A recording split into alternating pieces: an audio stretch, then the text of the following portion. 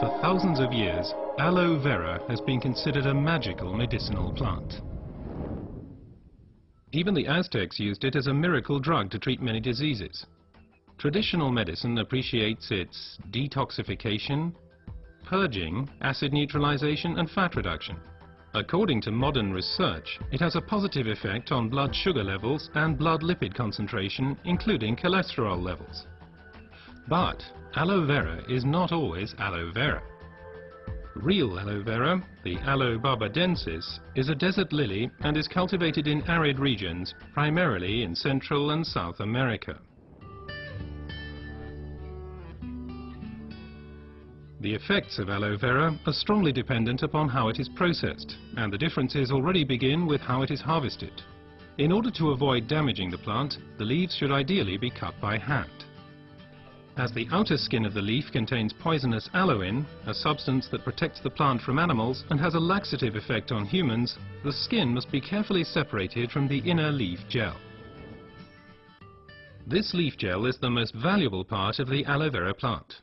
The gel has been proven to contain over 150 vital substances, such as vitamins, enzymes, polysaccharides and trace elements.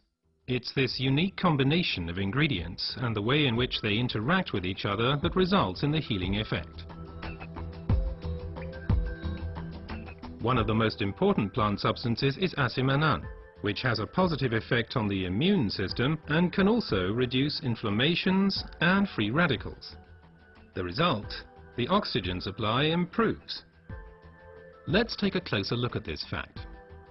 Blood is supplied with oxygen in the lungs and then transports it via the blood vessels into the cells. The large blood vessels branch out, becoming smaller and smaller, until they turn into tiny capillaries.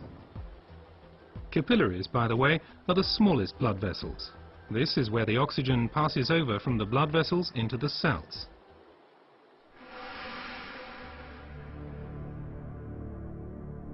Poor eating habits, environmental pollution, stress and increased physical effort weaken our immune system. Free radicals have an easier time of things and can cause microinflammations throughout the body. These inflammations can damage blood vessels and result in a thickening of the fine capillary walls. This swelling constricts the flow of blood, slowing down the blood cells on their way through the capillaries, which, as a result, impedes the oxygen supply. And it's here that the aloe vera acts. It reduces the swelling on the capillary walls. The blood cells can flow faster again, and the oxygen supply is improved. Furthermore, toxins and impurities are removed more quickly. The latest studies have revealed that other natural substances can improve the effects of aloe vera even further. These substances primarily include silicon, but they also include evening primrose and alkaline minerals. But first let's look at silicon a bit more closely. For our bodies, silicon is life essential and a structure-building element. We already know it as quartz sand as it occurs in stones and cement. In the body, silicon is there to stabilize our human tissue. As a supportive element, it strengthens bones, hair, nails, connective tissues and also the walls of our capillaries. As we grow older, the capillary walls have a tendency to lose their form and resilience. They can literally collapse, interrupting the blood flow. At the worst, this can lead to a stroke or a heart attack. Silicon strengthens and supports the capillary walls, thereby keeping the bloodstream open. As a result, the erythrocytes can now supply the cells with oxygen more efficiently. Silicon in its original form as quartz sand cannot be absorbed at all by the human body. Alternatives can, however, be found in nature. An ideal plant-based source is the stinging nettle. It is rich in natural silicon, which can be better absorbed by humans. Optimum oxygen supply is not only dependent on the capillaries, but also on the condition of the blood itself. Only when blood is liquid enough can it pass through the narrow capillaries. For improving flow properties of blood, we have evening primrose with its polyunsaturated fatty acids and basic alkaline minerals. Polyunsaturated fatty acids make the blood thinner. They prevent the conglutination or sticking together of blood cells and thereby stop clotting of the blood.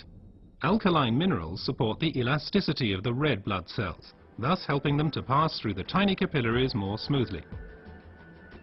Both help to increase the blood's rate of flow and thus contribute to maintaining an optimum oxygen supply. So let's review the main points again. The supply of oxygen to our cells is a vital prerequisite for our overall health and also helps to safeguard us against serious illnesses. Aloe vera, with its decongestant effect, improves the oxygen supply. Silicon strengthens the vessel walls and keeps the bloodstream open. Reinforcement comes from evening primrose and basic alkaline minerals. What traditional medicine has known for a long time has now also been confirmed by modern research.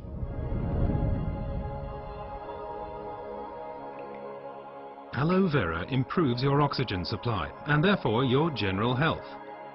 Because oxygen means life. Place your trust in Aloe vera.